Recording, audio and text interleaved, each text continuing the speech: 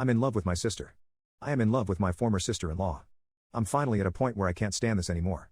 I've been in love with this woman for a very long time, maybe a couple of years at this point, and I'm not sure if I should just stop it or attempt to make something with her. I met my ex-wife, her sister, when I was 23 years old, and the relationship developed very quickly, and by 26 I had my son and daughter and had gotten married. However, within months of being married my ex-wife had an affair, but worse than that, the man she cheated with had gotten her into substances. After confronting her on this, she said she was going to get help, but instead she left in the night. I haven't heard from her in 4 years, and last I've heard she's still with that guy and are homeless in Las Vegas.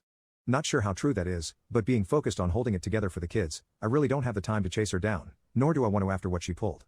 I ended up getting a divorce in absentia. I did, however, maintain a very positive relationship with my in-laws after the fact. Every other weekend my kids stay over with their grandparents on that side, and they pretty much treat me like a son still. I still go to parties at Christmas and I'm reasonably liked by the family. Nobody talks about my ex anymore, mainly to not worry my kids. My oldest, my son, is very hurt by his mother leaving. He's 9 now, and I've had to get therapy for him after he told me he hoped his mother was dead. She had been getting verbally abusive toward the end, which was when he was around 5 or 6 anyhow. In the year following my ex leaving, her sister and her boyfriend had started coming around a lot to see the kids. They knew I worked a lot and would babysit and call it practice, as they wanted to have children of their own. My kids loved them and were spoiled by them, which I didn't mind because we all needed a little positivity. They got married and were very in love.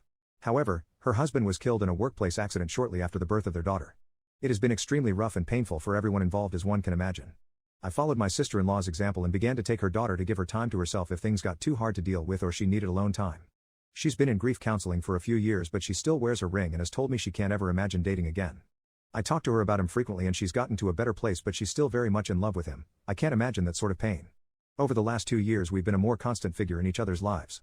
My kids love their aunt and I have her over for dinner a couple times a week. My daughter and her daughter have become close and love being around each other, so they have sleepovers. I've moved on from my ex by this, but the idea of dating possibly someone dangerous as their mother has kept me out of the dating scene. I don't know when it happened, but slowly I began to get soft on my sister-in-law. She's a great mom for what she's had happen to her. She's one of the sweetest people I know, and her sense of humor always leaves me laughing and happy. Then I started realizing that I'm physically attracted to her. I've always felt kind guilty about it because her late husband was a good friend, and since she's obviously is still grieving, so I've kept it to myself. Since the virus started we've been together a bit more because social distancing has had us lose contact with most other people. Nothing romantic has ever been discussed and I try not to flirt, but last week it was very late and after the kids went to bed I made us a few drinks, not enough to get drunk, but she decided she'd rather spend the night, so I took my couch. I woke up to breakfast this morning and the 4 of us felt like the sort of family I've always wanted. She even kissed my forehead, which is not something she normally does. I still didn't say anything, but after she left I found my son quietly playing with his toys in his room. He looked upset, so I asked him if he was alright. He tells me point blank in the way only a kid can that he wishes sister-in-law was his mother. I sat down with him and asked him why he thought that way, and he gave a whole bunch of reasons, her being nice to him, that she never yells about anything. He likes seeing her at his grandparents and she draws pictures with him, which I didn't know they did. By the end of it my heart that is already melting for this woman even more wound up.